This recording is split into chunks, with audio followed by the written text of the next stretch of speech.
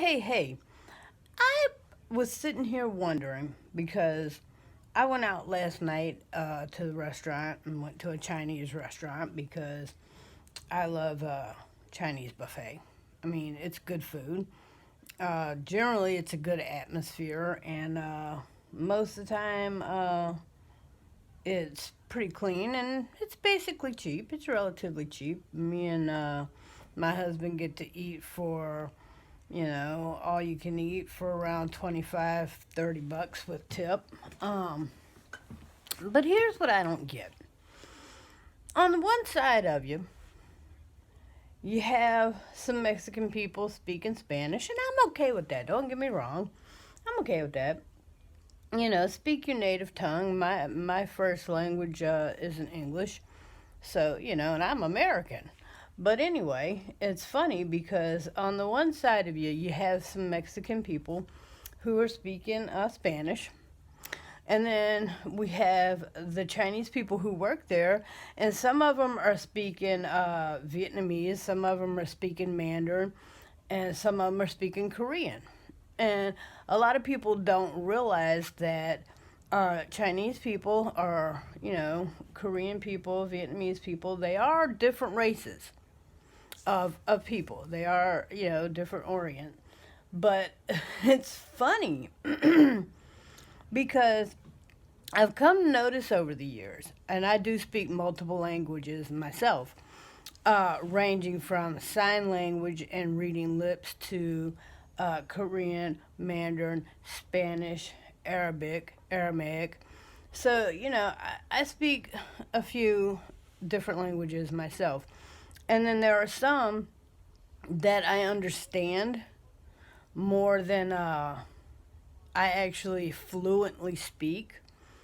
It's kind of like, I don't know. I don't know how to explain it. It's like being able to speak and not being able to read. It's like I know some certain words, not fluent, but I know some certain words in other languages that I don't really fluently speak. But anyway, it's funny because, people will sit around in front of other people speaking in their native language about these people because they think no one understands what they're saying. And I find it comical sometimes because I do speak Spanish and I do fluently understand it and I do fluently speak it. And I do understand Mandarin and I do understand Korean. And I think it's funny to sit at this Chinese restaurant and have these people talking about each other or have made a comment about me and my husband and they're trying to figure out, wait a minute, did she or he or both just realize what we said? Yeah, we did. We did. We totally caught the insult of stupid American. But here's what I don't get. It's funny because a Chinese person working in a Chinese restaurant will go, stupid American. Yeah, I know. They don't talk like that. I'm just, being stupid. But it's funny how they will refer to us as stupid, but yet we're paying your bill. When we come and eat at your establishment, we are paying your salary. And it's funny how the Mexican people will sit there and go, those stupid Americans, but you're eating at the same place we are.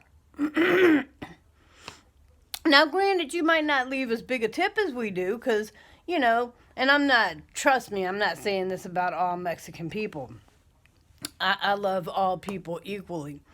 Matter of fact, I am a melting pot of races myself, so, but I just think it's funny how, as a worker, as a waiter or a waitress, you will sit there and talk about us being stupid, but we're paying your salary by eating at your establishment. Or another customer we'll sit there and talk about stupid Americans, but yet we're eating at the same place. I mean, it's not like you're eating at Red Lobster on YouTube going, hey, I'm at Red Lobster. Stupid Americans are over there at the Chinese place. Nah, you're at the same freaking Chinese place I'm at. But you want to talk about somebody being stupid? I mean, come on. And then you want to whip your head around like, did they understand what I just said? Yeah. Well, yeah. Because you didn't corner the market on speaking El Spanisho. You know? I mean, you just didn't corner that market. I'm sorry. Like, I don't corner the market on speaking English because I pretty much suck at it. But anyway, you didn't corner the market on speaking the English. And here's the trip part about it. Because I am hard of hearing, and because I do read lips, I can read your lips in 8 different languages. How about that? You know, years ago, it was thought that deaf equaled dumb. And so the saying went, deaf and dumb. And then over the decades, it has come to light that, you know, we're not dumb. But it is funny how the hearing world in itself is dumb. Because they will sit around and talk about us as though we're not there. Because they figure we can't hear what they're saying. And it's funny because I'm neither stupid nor completely deaf. I am tremendously hard of hearing. I am completely deaf on the left side. And I have very low decimal hearing on the right side. And like I've said in different videos, I do wear hearing pieces when I'm going to unfamiliar places, you know, or I rely on my husband to let me know what's going on because I don't, the sound barrier really is not good. But anyway, that's beside the point. I am not completely deaf. So if you stand behind me and you speak, 9 out of 10, I might not hear you, but there is a chance that I might. And if you stand in front of me and speak, I'm definitely going to know what you're saying because I read lips like, you know, I read lips like reading a book, but I've been doing it for 47 years, so. And again, I can do it in 8 different languages. And so it's just funny that, you know, be careful what you say because, wow, you know, you didn't corner the market on sign language or Spanish or Mandarin or Vietnamese or whatever it is you speak, English even, English, American people. If you are sitting around a bunch of native people, and it doesn't matter what they're native of, they could be Native Americans, they could be Native Chinese, they could be Native whatever. Don't assume they don't speak English. And don't sit there and insult them because that's just ignorant. It's ignorant. You know, to insult someone just because you think you can. That's just, yeah, I mean, don't be that person. You know, spread love and joy.